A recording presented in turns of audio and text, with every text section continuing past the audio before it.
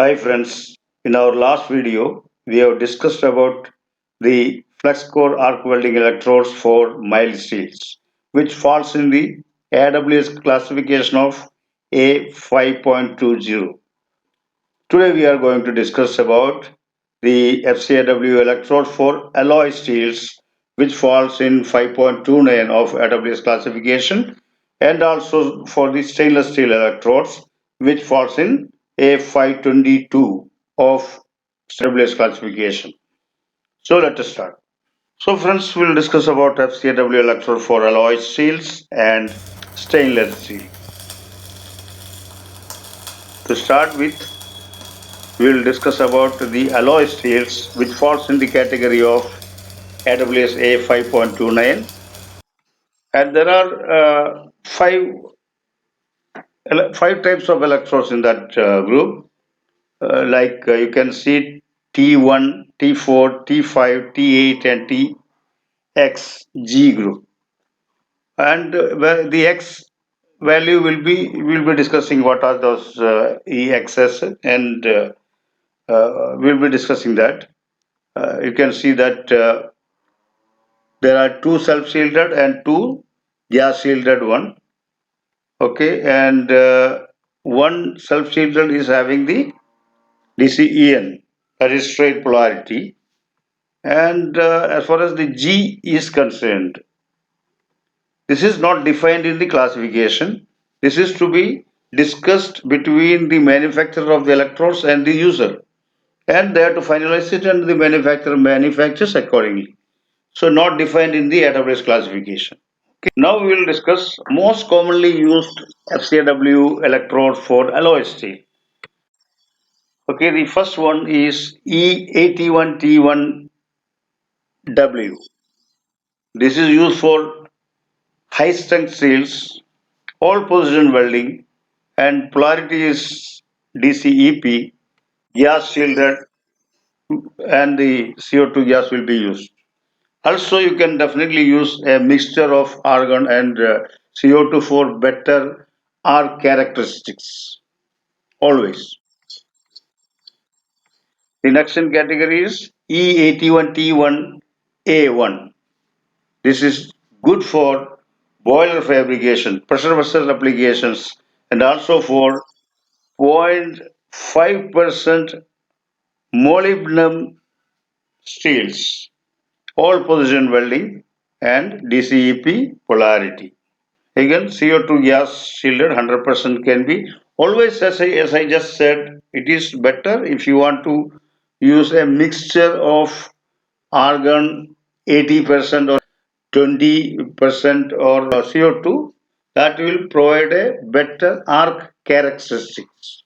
Next in line is E80T5B2. This is used in for high tensile steels of 700 MPa, and it is best for power piping and boiler work. Flat and horizontal positions only. DCEP is the polarity, and you can use CO2 or argon CO2 mixture. Next in line is E70T5G. This is used for medium and heavy fabrication, best for marine structures, heavy machinery, and again flat and horizontal multi-pass welding. DCEP is the polarity, gas shielded one, and CO2 or argon plus CO2 mixture you can use. The next is E81 T1B22, used for steels with alloys, chromium, and molybdenum,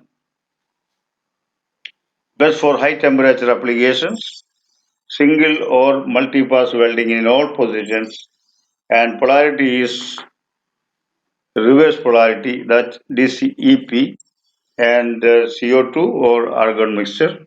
Next in line is E90T5B3, widely used in welding of power generation field, best for power piping and boiler work, single or multi-pass in flat and horizontal positions only, and polarity is DCEP.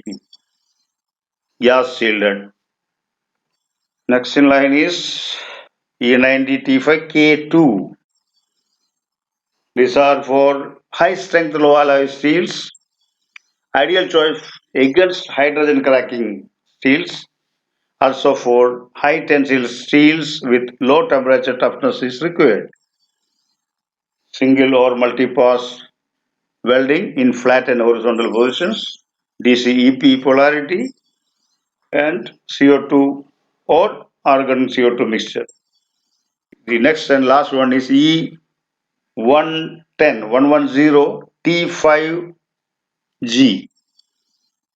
This wire is used for welding quenched and tempered steels. Good for offshore jack-up structures. Also for general structural fabrication with low temperature toughness is required. DCEP polarity and as usual the CO2 or CO2 argon CO2 mixture. Oh, I'm sorry. I think the video is exceeded 6 minutes, 7 minutes almost. I think it is better to cut it off now.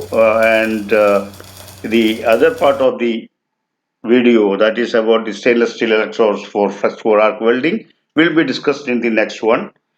Until then, goodbye. Thanks a lot. Thanks for watching. See you in the next. Goodbye.